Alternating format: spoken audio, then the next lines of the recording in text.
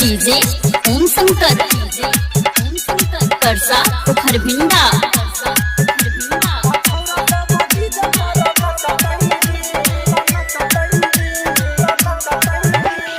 कान्हा जी के मूर्ति जब हंसतई रे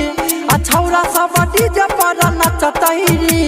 अछौरा सब डीजे पर नचतई रे सुन के छौरी सब घर से निकलतई सुन के छौरी सब घर से निकलतई देखी के खूबे मुस्काईतई रे आ कान्हा जी के गाना जब बजतई रे अछौरा सब डीजे पर नचतई रे आ कान्हा जी के गाना जब बजतई रे अछौरा सब डीजे पर नचतई रे डीजे ओम शंकर परसा खरभिंडा।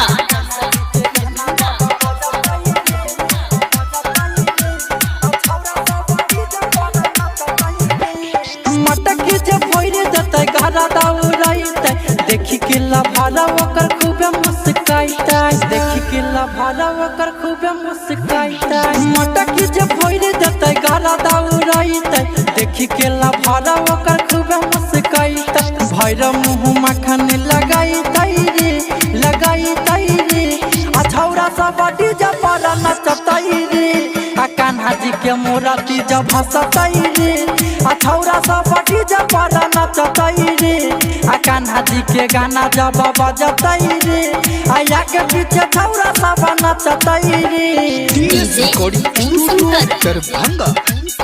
परसा खरभिंडा।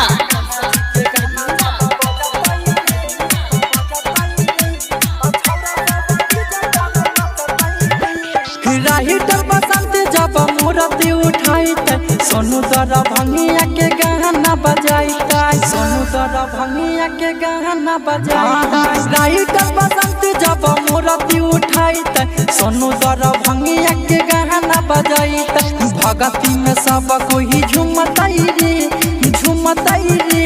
अछौरा सब डीजे पर नचतै रे आ कान्हा जी के मूर्ति जब हंसतै रे अछौरा सब डीजे पर नचतै रे आ कान्हा जी के गाना जब बजतै रे आया के पीछे छौरा सब नचतै रे। TS recording studio.